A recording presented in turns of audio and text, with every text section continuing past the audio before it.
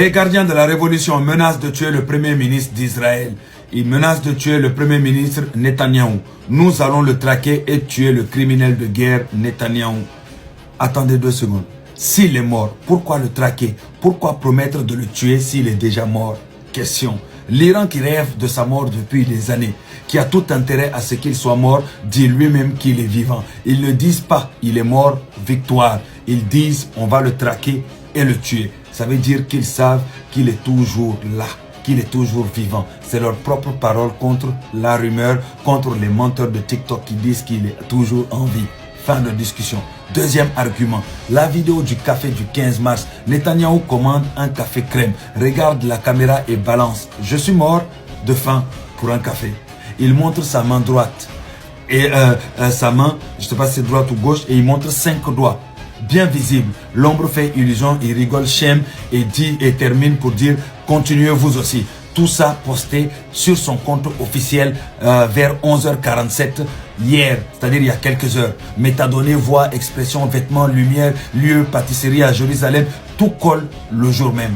Et pour ceux qui parlent du fait que la pâtisserie soit fermée le dimanche, c'est simple, ils ne connaissent rien d'Israël. En Israël, le Shabbat officiel commence le vendredi soir et finit le samedi soir, après la tombée de la nuit. Le dimanche est un jour de travail normal, premier jour de la semaine ouvrée. Donc la pâtisserie est ouverte le dimanche sans problème. C'est juste un jour banal pour Israël. La vidéo a été filmée un dimanche matin dans une pâtisserie ouverte. On voit même d'autres clients et le personnel en arrière-plan. C'est confirmé par l'heure de publication 11h47 et par des journalistes israéliens qui ont vérifié le lieu.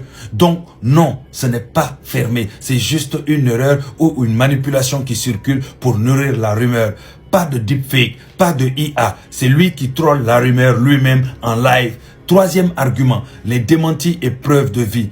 Bureau du Premier ministre, communiqué du 14 mars, 15 mars matin, dit fake news iranienne, il est vivant et actif.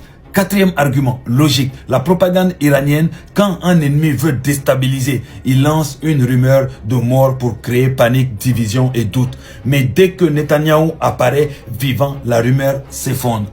L'Iran ne peut pas se permettre de dire qu'il est mort. Puis derrière, le menacer de mort le lendemain, ça les ridiculise. Conclusion limpide, Netanyahou est vivant. L'Iran le menace de traquer et de le tuer. Preuve absolue qu'il est vivant.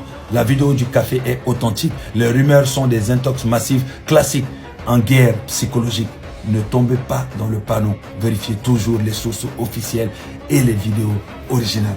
Les gars, il ne faut pas tomber dans la manipulation. Soyez plus intelligents. Je sais que l'intelligence artificielle vous joue des tours, mais sachez juste une chose, il est bien vivant. Bien vivant. Après, reste à voir pour la suite.